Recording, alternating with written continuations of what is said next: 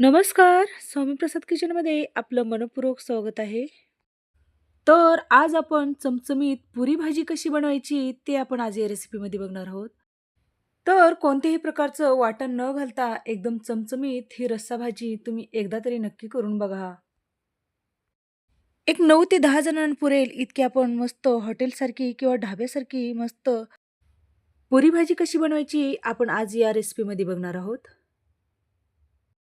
तर मैदा न वापरता आपण मस्त घरच्या घरी एकदम साध्या पद्धतीमध्ये गव्हाच्या पिठापासून एकदम टम्म फुगलेल्या आणि एकदम कमी तेलकट पुऱ्या कशा बनवायच्या ते आपण या रेसिपीमध्ये बघणार आहोत.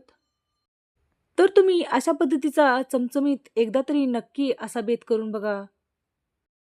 अगदी कमीत कमी साहित्यामध्ये आणि एकदम कमीत कमी वेळामध्ये सर्व कुटुंबासाठी एकदम पोटभरीचा हा बेत आहे. तर तुम्ही एकदा तरी नक्की करून बघा. तर तुम्हाला माझ्या रेसिपीज जर बघायला आवडत असतील, तर स्वामी प्रसाद किचन या चॅनलला तुम्ही एक लाईक, शेअर, सबस्क्राईब करा आणि बाजूची बेल घंटा नक्की क्लिक करा. चला तर मग वेळ न घालता आपण रेसिपीला सुरुवात करूया.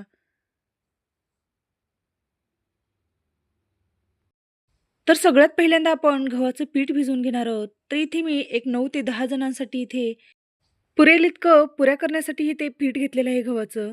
त्याच्यामध्ये एक अर्धी वाटी बेसन घालून घेतलेलं आहे आणि चवीनुसार मीठ घालून घेतलेलं आहे. हे सगळे जिन्नस आपण छान मिक्स करून घेऊया. तर इथे आपण एक 2 चमचे आपल्याला तेल कडकडीत गरम करून घ्यायचं आहे आणि या पिठामध्ये घालून घ्यायचं आहे. तर हे बेसन आणि हे गरम करून तेल घातल्यामुळे बराच वेळ तुमची पुरी ही एकदम खुसखुशीत नरम पडत नाही आणि एकदम कमी तेलकट होते. तर हे तेल घालून आपल्याला छान या पिठामध्ये मिक्स करून घ्यायचं आहे. तेल आपल्याला या पिठामध्ये छान चोळून-चोळून छान एकदम छान व्यवस्थित या पिठाला लावून घ्यायचं आहे. तर आता या पिठामध्ये आपल्याला लागेल तसं आपण थोडं-थोडं पाणी करून आपल्याला हे घट्टसर पीठ मळून घ्यायचं आहे. तर हे गव्हाचं पीठ मळताना तुम्हाला एकदम घट्टसरच हे पीठ मळून घ्यायचं आहे. जेवढं घट्ट पीठ मळाल तुम्ही, तेवढी तुमची पुरी ही कमी तेलकट होते.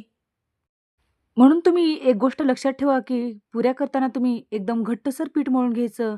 म्हणजे पुऱ्या हे एकदम कमीत कमी तेलकट होतात आणि एकदम खुसखुशीत हे पुऱ्या आपल्या बनवून तयार होतात. तर इथे मी एकदम घट्टसर आपलं हे गव्हाचं पीठ मळून घेतलेलं आहे. तर इथे आपलं छान पीठ मळलं गेलेलं आहे. तर या पिठाला आपण 1 चमचा तेल लावून घेऊया आणि या पिठाला छान आपण एक 10 ते 15 मिनिटासाठी याच्यावर झाकण ठेवून बाजूला काढून ठेवणार आहोत. तोवर पुरीसोबत खाल्ली जाणारी बटाट्याची रसरशीत एकदम चमचमीत रस्सा भाजी कशी बनवायची ते बघणार आहोत. तर इथे मी एक 4 ते 5 मोठे-मोठे बटाटे स्वच्छ पाण्याने धुवून त्याच्यावरती साल काढून छान शिजवून घेतलेले आहेत. तर आपल्याला फोडणीसाठी लागणारं साहित्य बघूया. तर इथे मी बारीक चिरून घेतलेली 1 वाटी कोथिंबीर घेतलेली आहे. 2 मोठे टोमॅटो बारीक चिरून घेतलेले आहेत आणि 1 वाटी बारीक चिरून घेतलेला कांदा घेतलेला आहे. अर्धा चमचा हळद पावडर घेतलेला आहे आणि 2 चमचे लाल मिरची पावडर घेतलेला आहे. एक अर्धा चमचा मोहरी, 1 चमचा धना पावडर, चवीनुसार मीठ घेतलेलं आहे. बारीक वाटून घेतलेलं लसूण घेतलेलं आहे आणि आलं बारीक वाटून घेतलेलं आहे. एक अर्धा चमचा जिरं घेतलेलं आहे आणि गरम मसाला घेतलेला आहे.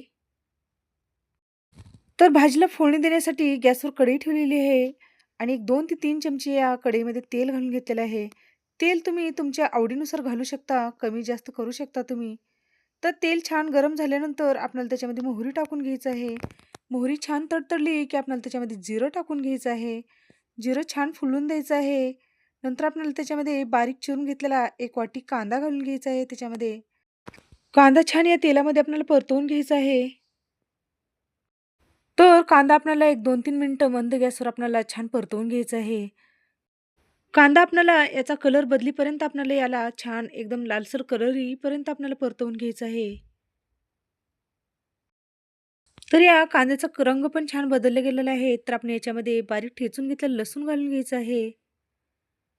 नंतर जे आलं आपण बारीक ठेचून घेतलं होतं ते आपण याच्यामध्ये घालून घेऊया आणि छान याला पण एक 3-4 मिनिटं आपल्याला मंद गॅसवर परतवून घ्यायचं आहे.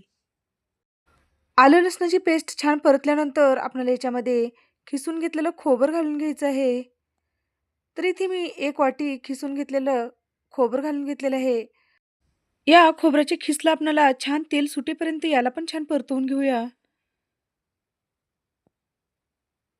तर एक 2-3 मिनिटं आपल्याला छान या खोबऱ्याला पण छान परतवून घ्यायचं आहे.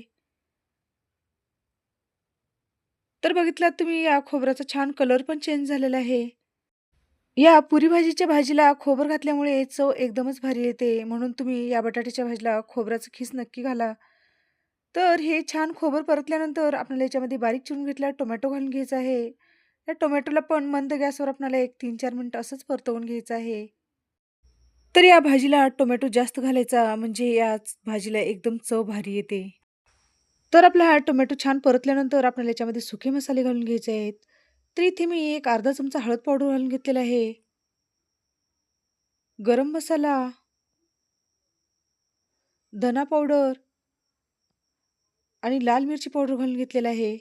आणि छान याला आपण छान या तेलामध्ये परतवून घेऊया. तर हे तेलात एक 2-3 मिनिटं मसाले छान एकदम व्यवस्थित आपल्याला परतवून घ्यायचे आहेत.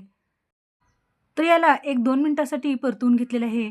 थोडेसे हे मसाले कोरडे वाटत आहेत म्हणून मी इथे थोडंसं पाणी घालून घेतलेलं आहे आणि व्यवस्थित एकदम हे आपल्याला मसाल्याचा कच्चेपणा जाईपर्यंत आपल्याला याला परतवून घेऊया. तर याला छान तेल सुटेपर्यंत आपण परतवून घेतलेलं आहे. तर हे सगळे जिन्नस छान परतल्यानंतर आपल्याला याच्यामध्ये जे आपण शिजवून घेतलेले बटाटे थोडे-थोडे, मोठे-मोठे साईजमध्ये आपल्याला फोडून घेतलेले आहेत. छान या मसाल्यामध्ये घालून आपल्याला मिक्स करून घ्यायचं आहे. तर हा बटाटा आपण 1-2 मिनिटं आपल्याला या मसाल्यामध्ये परतवून घ्यायचा आहे. असं केल्यामुळे भाजीला एकदम चव छान येते. तर या भाजीला आपण झाकण ठेवून एक 2 ते 3 मिनिटासाठी मंद गॅसवर आपल्याला एक वाफ काढून घ्यायचं आहे.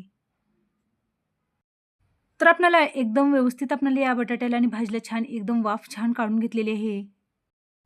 तर या बटाट्याच्या भाजीला इथे मी गरम पाणी करून या बटाट्याच्या भाजीमध्ये घातलेले आहे. तर कधी पण बटाट्याची पातळ भाजी करताना तुम्ही गरम पाणी करूनच बटाट्याच्या भाजीला घालायचं. जर तुम्ही एखाद्या वेळेस थंड जर पाणी घातलं त्या बटाट्याच्या भाजीला, तर भाजी एकदम बेचव लागते. म्हणून बटाट्याची पातळ भाजी करताना गरम पाणी करूनच घाला. पाणी घालून याला छान मिक्स करून घ्यायचं आहे. नंतर याच्यामध्ये आपल्याला चवीनुसार मीठ टाकून घ्यायचं आहे. नंतर याच्यामध्ये कोथिंबीर घालून घेतलेलं आहे. मीठ आणि कोथिंबीर घालून छान या भाजीला मिक्स करून घ्यायचं आहे. तर या बटाट्याच्या भाजीला छान दाटसरपणा यावा म्हणून मी इथे 1 वाटी शेंगदाण्याचं बारीक कूट करून घातलेलं आहे. तर हे शेंगदाण्याचं कूट घालून छान आपल्याला मिक्स करून घेऊया.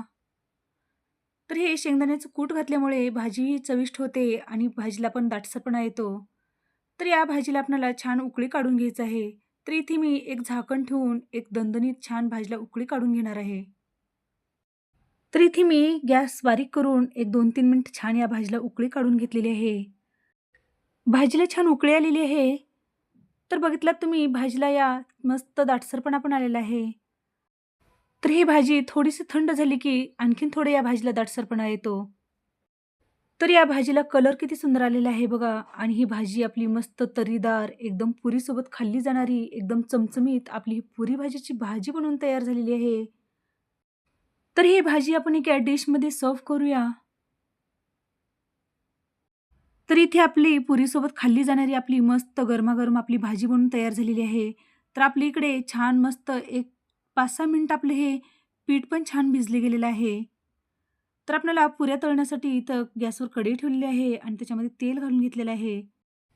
तेल गरम होईपर्यंत आपले हे छान पुऱ्या करून घेऊयात. तर इथे आपलं व्यवस्थित एकदम पीठ छान भिजले गेलेलं आहे. तर आपल्याला त्या पिठाचे छान छोटे-छोटे गोळे करून आपल्याला पुऱ्या बनवून घ्यायच्या आहेत. तर तुम्ही इथे तुमच्या आवडीनुसार लहान-मोठ्या पुऱ्या करून घेऊ शकता. तर इथे मी छोटे-छोटे गोळे करून छान व्यवस्थित आपले हे पुऱ्या लाटून घ्यायचे आहेत. तर एक पिठाचा उंडा घेतलेला आहे आणि छान पिठामध्ये घोळवून याला आपल्याला लाटून घ्यायचं आहे. तर आपल्याला पुरी ही छान एकदम व्यवस्थित गोल गरगरीत आपल्याला ही पुरी लाटून घ्यायचं आहे. तर अशा पद्धतीने मी इथे एक पुरी लाटून घेतलेली आहे. तर पुरी लाटताना एकदम पातळ चपातीसारखी पुरी करायची नाही. थोडीशी आपल्याला जाडसर ही पुरी लाटून घ्यायचं आहे. तर अशाच पद्धतीने मी तुम्हाला आणखीन एक पुरी लाटून दाखवत आहे. तर इथे मी एक 4 ते 5 पुऱ्या बनवून घेतलेल्या आहेत. तर मी पहिलंच पुऱ्या करण्याच्या अगोदर तेल गरम करण्यासाठी ठेवलं होतं. तर आपलं तेल छान गरम झालेलं आहे. तर तेलामध्ये एक पुरी घालून घेतलेली आहे आणि अशा पद्धतीने आपल्याला झाऱ्याने या पुरीवर तेल सोडून द्यायचं आहे.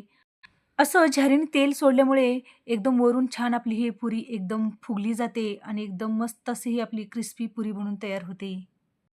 तर मस्त असं हे गोल्डन कलर येईपर्यंत आपल्याला या पुरीला तळून घ्यायचं आहे. तर बघितलात आलटी-पलटी करून छान गोल्डन कलरपर्यंत आपल्याला हे छान पुरी तळून घेतलेली आहे. तर आपण ही पुरी एका प्लेटमध्ये काढून घेऊया. तर अशाच पद्धतीने आपल्याला दुसरी पण पुरी तळून घ्यायचं आहे.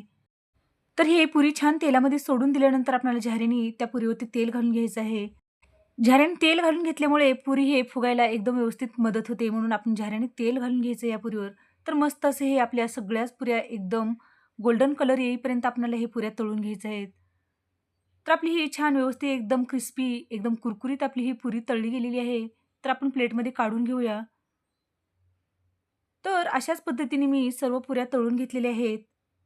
तर बघितलात मस्त टम्म फुगलेल्या फुग्यासारख्या मस्त आपल्या पुऱ्या बनून तयार झालेल्या आहेत. तर मस्त असे हे आपल्या गरमागरम पुऱ्या बनून तयार झालेल्या आहेत आणि आपली इकडे हे बटाट्याची छान रस्सा भाजी पण बनवून तयार झालेली आहे. तर गरमागरम आपण पुरी भाजी सर्व्ह करूया. तर एका प्लेटमध्ये इथे मस्त असे हे मी तर्रीदार आपली मस्त पुरीसोबत खाल्ली जाणारी बटाट्याची भाजी घालून घेतलेली आहे आणि गरमागरम आपले हे मस्त पुरे घेतलेले आहेत. तर आजची पुरी भाजीची रेसिपी कशी वाटली कमेंट करून नक्की सांगा. तर अशाच नवीन-नवीन रेसिपीसाठी तुम्ही माझ्या चॅनलवरती जर नवीन असाल, तर स्वामी प्रसाद किचनला एक लाईक, शेअर, सबस्क्राईब करा आणि बाजूची बेल घंटा नक्की क्लिक करा. धन्यवाद.